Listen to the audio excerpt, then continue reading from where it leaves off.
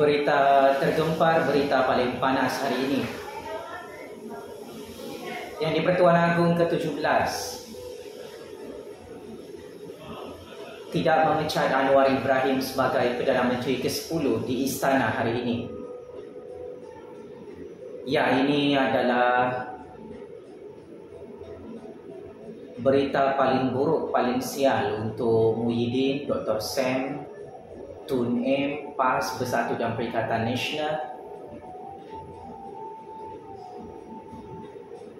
Agong ke-17, iaitu ke bawah duli Yang Maha Mulia Seri Paduka Baginda Sultan Ibrahim.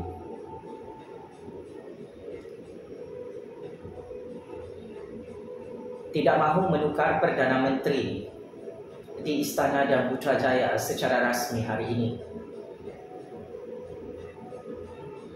Selepas Yang di-Pertuan Agong mengangkat sumpah sebagai Ketua Negara yang baharu di Istana Negara sebentar tadi, ke bawah duli Yang Maha Mulia Sultan Ibrahim bersemuka dan beramah mesra bersama Yang Amat Berhormat Perdana Menteri ke-10 di perkarangan istana sebentar tadi. Ini adalah signal dan indikator politik yang cukup jelas secara tersurat dan tersirat Yang di-Pertuan Agong ke-17 tetap dengan prinsip baginda. Sultan Ibrahim tidak berminat untuk melantik Perdana Menteri Kerajaan Tebu Adab Kerajaan Pintu Belakang di Istana Agong bermula 31 Januari 2024 hari ini. Maka benarlah kata-kata saya, benarlah semua maklumat sulit yang saya bocorkan. PAS Bersatu dan Perikatan Nasional sudah checkmate and game over. Sempena hari pertabalan Sultan Johor sebagai Yang di-Pertuan Agong ke-17 sebentar tadi, sudah tidak ada pintu dan atap yang boleh diceroboh masuk atau ditebuk atau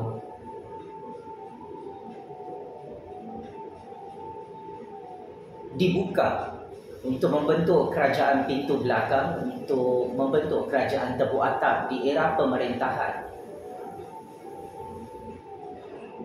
Sultan Ibrahim sebagai Yang di-Pertuan Agong ke-17. Atas kebijaksanaan agung,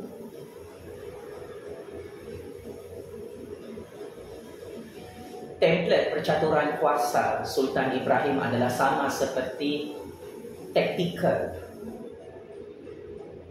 percaturan kuasa Yang di-Pertuan Agong ke-16 yang lalu, iaitu Al-Sultan Abdullah.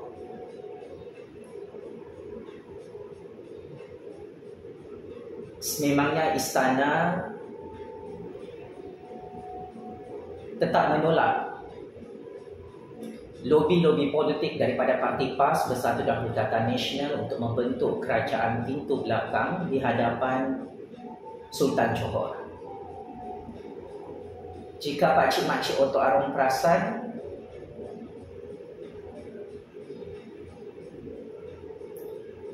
Muhyiddin, Guru Hadi Bawang, Dr. Sam tidak ada dijemput oleh Sultan Johor yang kini memegang jawatan yang sangat-sangat berkuasa sebagai Agong ke-17 untuk calon-calon Perdana Menteri daripada Perikatan Nasional angkat sumpah sebagai Perdana Menteri ke-11 di Istana Negara. Maka sekali lagi pengikut-pengikut Parti Perikatan Nasional, macai-macai parti PAS dan Bersatu, habis kepala mereka, basah kuyup kena kencing-hancing oleh Muhyiddin, oleh Tok Guru Hadi Bawang, oleh Dr. Sam, yang secara rasmi kantoi gagal merampas kuasa, gagal merompak jawatan Perdana Menteri, gagal menggulingkan kerajaan Anwar Ibrahim, sekalipun kita sudah bertukar Yang di-Pertuan Agong di Istana Negara. Sahabat-sahabat juru propaganda Perikatan Nasional menyatakan 2 hari lagi Anwar akan tumbang di Istana dan Putrajaya. Tetapi 2 hari sudah berlalu. Kini kita dah nak masuk bulan Februari. Masih tidak ada tanda-tanda PAS Bersatu Perikatan Nasional akan kembali berkuasa dari belakang pintu istana, dari belakang pintu Putrajaya, kerana Agong ke-17 sangat-sangat benci, sangat-sangat tidak suka dengan game politik deep state yang dikepalai oleh Muhyiddin, Tok Guru Hadi Bawang, Dr. Sem, Sanusi, Tun M, Tun Coklat dan Parti Pembangkang. Oleh itu, tidak menghairankan apabila Agong ke-17 tidak ada menjemput Muhyiddin untuk majlis adat istiadat angkat sumpah Sultan Johor sebagai Agong ke-17 sebentar tadi, kerana sememangnya Muhyiddin kekal menjadi PM tepi di Istana dan Putrajaya. Dr. Sem yang overconfident confirm kononnya jadi Perdana Menteri ke-11. Kempunan berputih mata dan menggigit jari diketawakan oleh 33 juta rakyat dan diketawakan di istana. Gagal merampas dan merompak jawatan Perdana Menteri daripada Datuk Seri Anwar Ibrahim hari ini. Paling sadis, paling dahsyat, Raja Petra, Papa Gomo, Ratu Naga dan sahabat-sahabat berbayar PAS Bersatu dan Perikatan Nasional gagal untuk memperbodohkan pengikut-pengikut mereka dalam Perikatan Nasional, kerana akhirnya plot twist dalam game politik ini membuktikan semua maklumat sulit yang saya bocorkan adalah sangat-sangat tepat. Tahun 2024 kita tidak ada pertukaran Perdana Menteri. Anwar Ibrahim kekal mendapat sokongan 2/3 majoriti ahli Parlimen. Muhyiddin, Dr. Sem kekal jadi PM tepi. PAS Bersatu dan Perikatan Nasional kekal jadi pembangkang lubang-lubang. Sempena era pemerintahan Sultan Johor sebagai Di-Pertuan Agong ke-17. So, pakcik-makcik Otok Arong dalam Perikatan Nasional, apa cerita? Apa sudah jadi? Kenapa Kerajaan Agong Kerajaan Anwar masih berkuasa hari ini di Istana dan Putrajaya?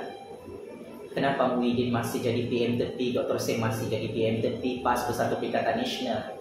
Kenapa masih jadi pembangkang yang syok sendiri, kena game, kena tipu di Istana Agong hari ini? Selain itu, berdasarkan maklumat sulit, media antarabangsa mengesahkan Bosku tidak dapat pengampunan diraja secara sepenuhnya. Sumber maklumat high credibility sudah mula bocor di peringkat antarabangsa yang mana bekas PM ke-6 Bosku hanya mendapat pengampunan diraja secara separuh atas budi bicara Lembaga Pengampunan Diraja. Partial Royal Pardon atau pengampunan diraja secara separuh ke atas Bosku dalam skandal rompakan SRC-1MDB menyaksikan rayuan Bosku bersama peguamnya dipertimbangkan dengan mengurangkan tempoh masa Bosku berada dalam penjara gajah. Bosku masih kekal berada dalam penjara Kajang sehingga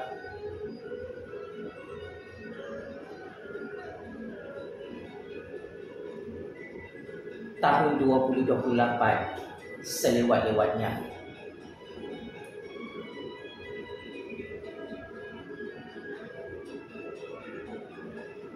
Intelligent information disahkan benar bahawa bekas PM iaitu Bosku yang sedang menjalani hukuman penjara 12 tahun dikurangkan tempoh masa hukuman kepada 6 tahun atas budi bicara Agung ke-16 dalam Lembaga Pengampunan Diraja. Maklumat ini disahkan oleh salah seorang pegawai tertinggi senior Kerajaan Malaysia yang telah dilaporkan oleh media antarabangsa, media luar negara sebentar tadi. Keputusan Lembaga Pengampunan turut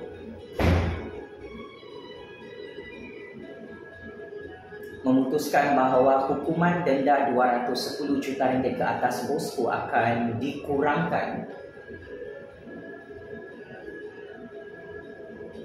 dan jumlah denda yang baru atas proses pengampunan diraja secara separuh ini akan diumumkan tidak lama lagi di Putrajaya dan Istana.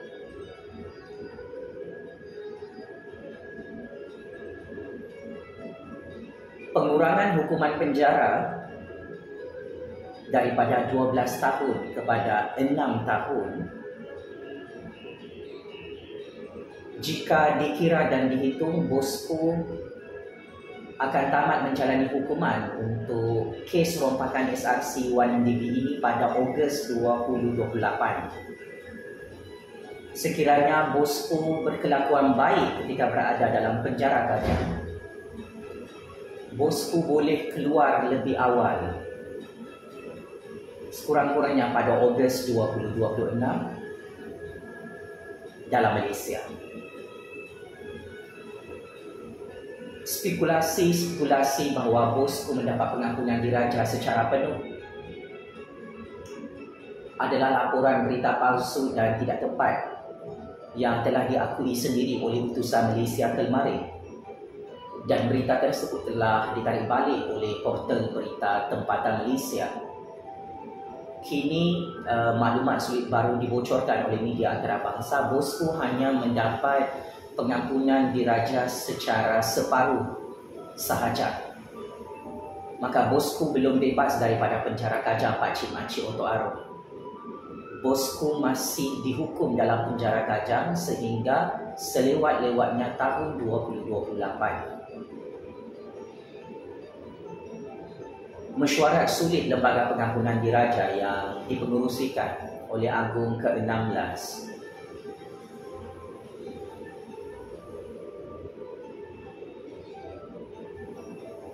memutuskan perkara ini atas kuasa mutlak Agung di bawah Undang-Undang dan Perlembagaan Demokrasi Malaysia.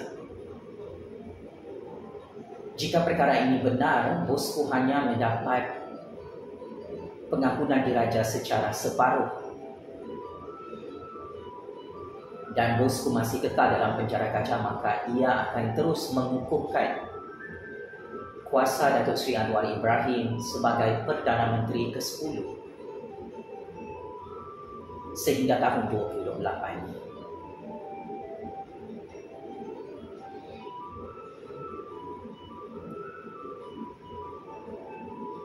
Dengan pendedahan maklumat sulit tentang pengampunan diraja secara separuh oleh media antarabangsa melibatkan Bosku ini, kita akan menunggu pengumuman rasmi daripada Lembaga Pengampunan Diraja. Adakah benar Bosku kekal dalam penjara Kajang atau dapat pengampunan diraja secara separuh di dalam Malaysia?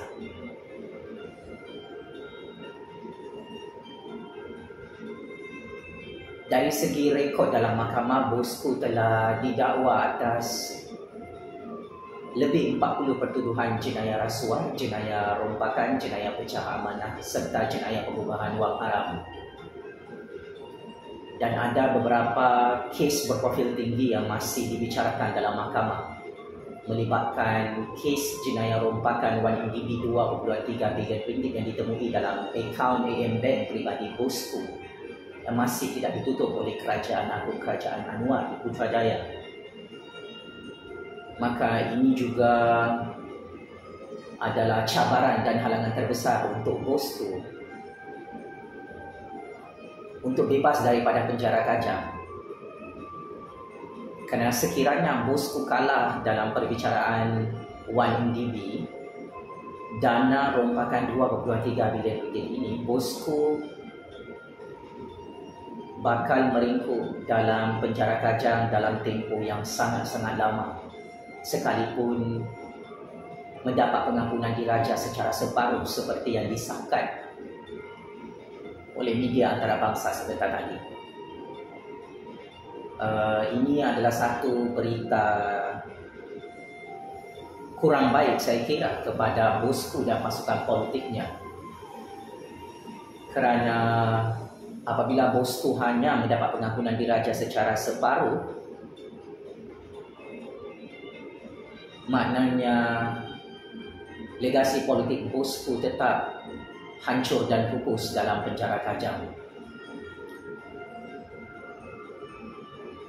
Dan ini akan menukarkan PAS Bersatu dan Perikatan Nasional untuk menang PRU 16.